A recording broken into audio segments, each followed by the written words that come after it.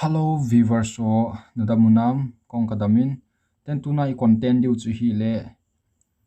daughter of Eve kiti venga nunga ucha mini hi amin si ti tu sim chu hin sei diu hin je chun abula kona zo na gain hin ngai pe lang channel a tha ne hi la lung set ten like share subscribe nin bol pe diu no gain tem ve ten cha thu sima hi koi hi athem mo ham chi hi namat do ala lung set ten comment ne hun ne hin commenting in kahin tem kinu ve thosim chu hi la panta hoite thosim hung ki pana hin tania kiti nunga khat api to kimu in hi avengu hi island koma hin tania chun venga chapang ho chu school khat chun ahil ji in hi a school hi venga pana hin them khat aga gam tha jemin hi tania chu wedding in nunga hoi ta khat hin venga gulang izat ham khat chun azolji in kitchen piding in agoji in hi ahin tania hin pasal kiti po hi avenom pu na hi exin lang chu ga ve na hi le venga chun simon kiti mi khat a umin hi simon hi venga dinga chun sa athat ji in hi hapta khan kha ve thatin sa ho chu aveng mi ho chu hom ji in hi simon hin ji le cha anei tan hi simon chun tania chu ga start him in hi venga sa ga hop ji te le tania chu asahoi laita chu apiji in hi simeon jinu min chu hi le mona hin achapa min chu leo ahin simeon jinu chun simeon jong chu midang bang hin low ball hen lang hile ati in hi ahin simeon hin low na kiti hi atong nom po na hin jeina chu ajinu ta chun akina ji honin hi simeon chu venga kona gagam thlaje ma achangin aumin hi venga kona polangin hi aje chu venga chu lom lo chu kina na ki bauna tam ta ji je chun veng polanga chun aumin hi khatlanga chu ga vet kina la venga nupi kon khan hin tania chu dei lo ji wa chun acha te yong chu schoolin asol ji te powin hi ahin chapang ho chu tania chu dei ji chun gu thimin anu het lo wajan school lang chun achi ji in hi tania jong hin chapang ho chu alung se in adein teng skula chu mo sa free time ahil ji in hi next scene chu iga vet kina le venga chun public bus khat ahung in hi public bus chu hapta khana khapwe bo ahung ji in hi ama ho chu a backward hi je chun bus ong hin sen kimuji pon hapta khana khapwe ahung ji in hi bus na pat chun pasal khat le numei khat ahung kumin hi amani jong chun venglang chu hin jun pheion tan hi numei nu min chu le giwa hin ama hi tania naw an hi in hi giwa loipa chu america mi hin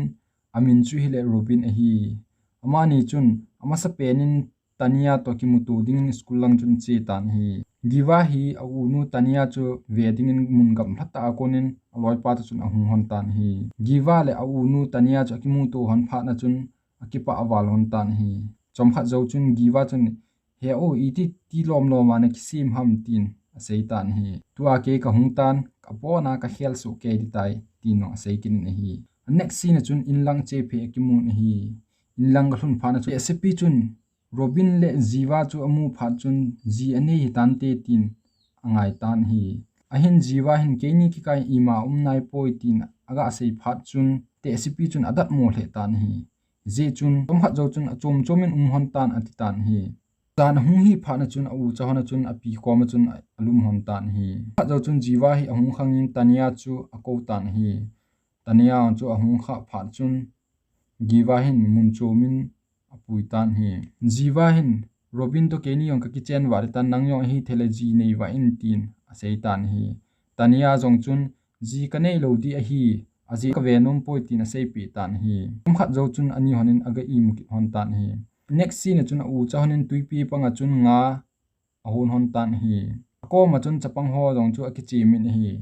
aje chu jiwa yong hin chapang ho chu ade alunga lung sit hi je chun chocolate ho chu apitan hi som khat jo chun simonong chu loi chunga chun tuipi panga chun ahung phei tan hi ahung phei jiwa yong chun amu pha chun gang chelen chen ke yong inei pu in tin asei tan hi simonong chun hung to win tin ama chu kalin putan hi next scene lang chu ga vet kina le tania hin le atu pe akimu in hi jiwa jong chu ahung phein tania ko ma chun itin asei tan hi simon to loi chunga ka to pe na chun kahin vetna le na lung chu anu mo tu ke jingin tin aseitan hi tania jong chun ima cha seipun hi jiwa jong chun tania athip be ji chun Simeon hin dei ham tin aga dong kitan hi dei leken ka ki thopi di hi tin rong sei kin hi ahin tania hin ima cha seipun iza ke de hai alunga chu ipi tham ade yon dei mai thein asei nom lo jong mai the hana ina chun jan hung hi pha na chun mi lo se i mugam ta win hi giwa jong chun thi be cha Simeon te in lang chun ache tan hi Simon jong chu azinu to ana umin anlum hon tan hi jiwa aga thun pha na chun Simeon chu aga akole Simon jong chu gang chila chinu hin ipi hung bol hai tin agial ta ni hi ahin ama chu ga che phin ipda tu pha na hin hung ham tin adong tan hi lai pet ta chun Simeon jinu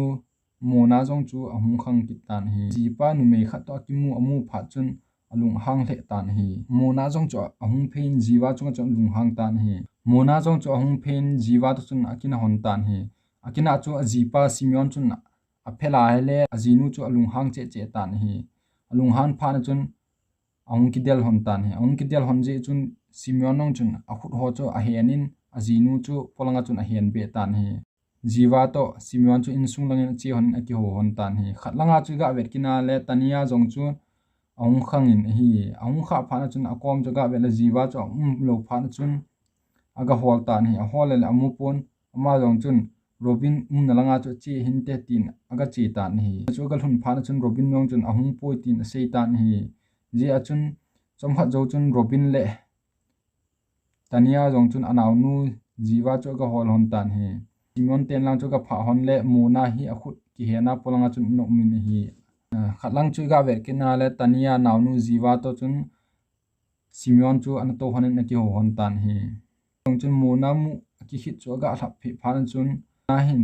jiwa le Simeon hi ki dei hone tin a sei tan hi aga sei lai ta chun jiwa dong ma pa Robin chu alung hangin Simeon chu vo ti chan avotan hi zo phana chun ama chu hung kile in langa chun apu ho chu ki semin ape pe na chun lai kho chu ada thatan hi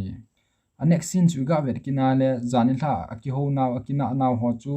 jingka langa chun hui bangin aleng tho jing tan hi mijo si hin a het phat chun venga mi ho chun ipp ham sei pan ki tawin hi ve chu nupi zat ham khanin tania chu ti hin a ho win hi ni u cha hin veng hin asumin si hona tin a ho tawin hi veng ho thu sei chu tania chu alung hang the tan hi naw nu jiwa ko ma chun a che in pi ham thuta chu in sein ati tan hi jiwa jong chun a hi po dinga Simon chu ka ki ho pi hi tin a sei tan hi aji chu Simon na dei ji a chun kong ka sei pi hi tin a sei tan hi au nu chun zo sei hi on pasal po ka vet nom lo ka tei lo hi ne het lo ham tin a sei tan hi a chui ga vet kina le veng mi ho chun acha te chu tania skula chun chi lo dingin a sei ta win hi aji chu ama ko ma cha te chu chapang ho chu chi nge le hung se the hi tin homi te chun asol ta po win hi khat hi tania hi skul langa chun skul chu ka su theng tan hi asu theng le polanga chun chapang khat mu in chapang nu chu ko phein chapang hoi skula hung lo tam tin ga sei le chapang nu chun aji chu nangni u cha in mi in sung na su si hone tin sei tan hi tania jong chu alung hang walin chapang nu chu a beng tan hi abe aji chun chapang nu cha hung jam phein ni hla hi phana chun abuni na la chun chapang nu chun anu ko ma chun tania in ei kovin ten ei beng in a he tin sei tan hi zo chun anu chu lung hang walin nupi ho so se chu ako khom tan hi nupi ho zo se chu ako khomin tania hin kachanu hi avo tin sei tan hi chate diwa danger che tan hi tin a sei tan hi venga mi ho zo se chun tania hi bol cha di hi tin sei tan hi tania naw nu jong chun aza ji chun au nu chu asei pi tan hi he o laya pan hin jam do in navodinga veng mi ho ahungi tin sei tan hi tania jong chun aza zo chun angai poi tin sei tan hi veng mi ho to ka ki ho di hi tin sei tan hi tania jong chu veng mi na langa chun aga che phe tan hi che phe la naw nu chun aza da in akai te in hi akai phana chu tania yon chu lung hangin akidel pi tan hi naw nu chu chomkha se kidel jo chun anaw nu hi athimil tan hi naw nu hi ahung thimilin chomkha jo chun aga akhi ya le veng mi ho chu school langa kona chun lung hang ta in ahung amu tan hi anek sina chu ga vet kina le Simeon te lang chun tania chu ache pheitan hi kanaw to nakika a im cha lo le veng mi hoi hil chin in tin a seitan hi zo chun mona jong cho hung phein tania kom chun laya pa che do in tin a seitan hi Simeon jong chun azinu chu thil umdan hoga sei pi guna le azinu chun angai pon hi je chun Simeon jong chun alung ahangin azinu chu abeng in hi na tho amu phat chun tania jong chu azam pheitan hi eji aji chahna kina honding chu kanom pon tin man chun adal hatan hi tania adal ha zo chun Simeon chun mona ko ma chun azinu ko ma chun tania le jiwa chu ka kitho pd hi tino seitan tom ha zo chun mona chu wenglanga chun ache pheitan hi wengmi ho ko ma chun Simeon jong khateni u chateni to akitho ve tin aga sei gutan hi ahin wangsit te in koimi chaw na pon hi aje chu giwa le tania hola chun wengmi ho cha che win hi aga ke hele mona chun achapa chu amu in hi achapa lio ko ma chun aseitan hi napa hi min siteni ucha to akitho khomuwin ke yong vo chan ei vo tin aseitan hi mu sei chu lio chun aja phan cho lung hangin apa bol cha dingin ache tan hi khatlanga chun tania in giwa ko ma chun ngai dam ki thum tan hi anek si na chun Simeon chu aina to pe ki mun hi chapa lio chun chemcha hin ki choin apa chu ahung sun gutan hi ahin asun khapon apa chun adel pheitan hi adel phele chapang ho chun Simeon chu ahu do nan apa chu nial the khum tan hi nial the khum lai ta chun Simeon on chun hei cha ki choin apa chu alol chu atan pi tan hi Simeon jinu mona hi inlang hung phat chun achapa lion chun apa Simeon lu chu ahin khai phein anu ko ma chun tu a pat koiman navo lo tai tin a seitan hi anu jong chun alona je hello ti a chu mo ma mo kap mieng tan hi